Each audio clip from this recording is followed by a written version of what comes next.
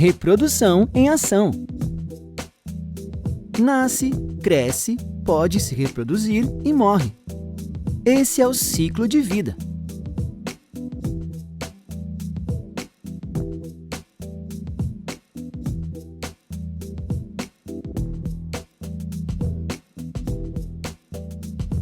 A reprodução é parte importante desse processo, porque a vida se perpetua graças a ela. Os indivíduos, com o passar do tempo, morrem, mas deixam descendentes que dão continuidade à espécie.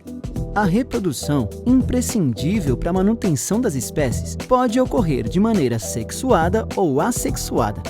Na reprodução assexuada, um único indivíduo origina um ou mais descendentes. Esses descendentes são geneticamente idênticos ao indivíduo parental, ou seja, ao genitor. A reprodução assexuada pode ocorrer por divisão binária, que consiste na divisão de uma célula em duas células filhas, idênticas à primeira. As amebas e bactérias se reproduzem desse modo. Ela também pode acontecer por brotamento, isso é, quando determinada região do corpo do indivíduo cresce formando um broto que se desprende. Torna-se então um novo indivíduo que irá se desenvolver. A reprodução da esponja é um exemplo. Outra forma de reprodução assexuada é o desenvolvimento de uma nova planta a partir de fragmentos como folhas, partes do caule ou da raiz de uma planta pré-existente, etc. No caso da cana-de-açúcar, por exemplo, uma nova planta se forma a partir de um pedaço do caule replantado. Chama-se estaquia.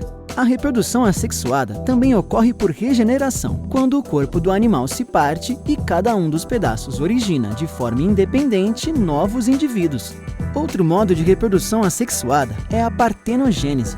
Nela, mesmo sem haver fecundação, o ovócito origina um embrião, ou seja, há o desenvolvimento de um novo indivíduo. É o caso do zangão na comunidade das abelhas.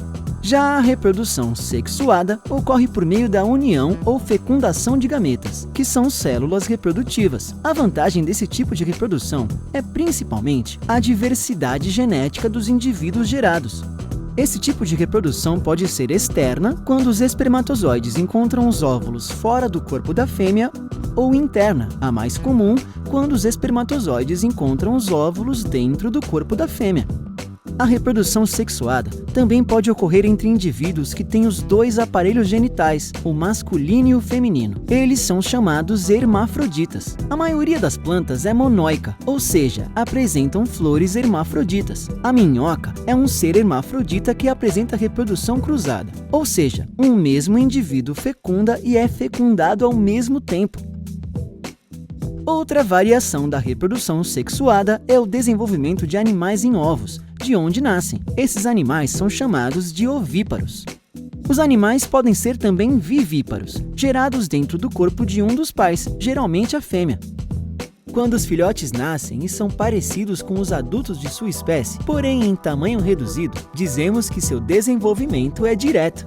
O desenvolvimento de uma espécie animal é indireto quando os filhotes não se parecem com os adultos de sua espécie e passam por muitas mudanças corporais até atingirem a maturidade. É o que acontece com alguns anfíbios e com borboletas e mariposas, que iniciam a vida como lagartas e passam por algumas etapas até se tornarem seres com asas. Há animais como a planária, que podem se reproduzir das duas formas, assexuada por regeneração ou sexuada por fecundação cruzada. São hermafroditas como as minhocas. E a reprodução do ser humano, como se encaixa nisso tudo? Ela é sexuada, ocorre por meio de fecundação interna, é vivípara, pois o embrião desenvolve-se no útero materno, e o desenvolvimento é direto, pois os filhos já nascem com o corpo semelhante ao dos pais.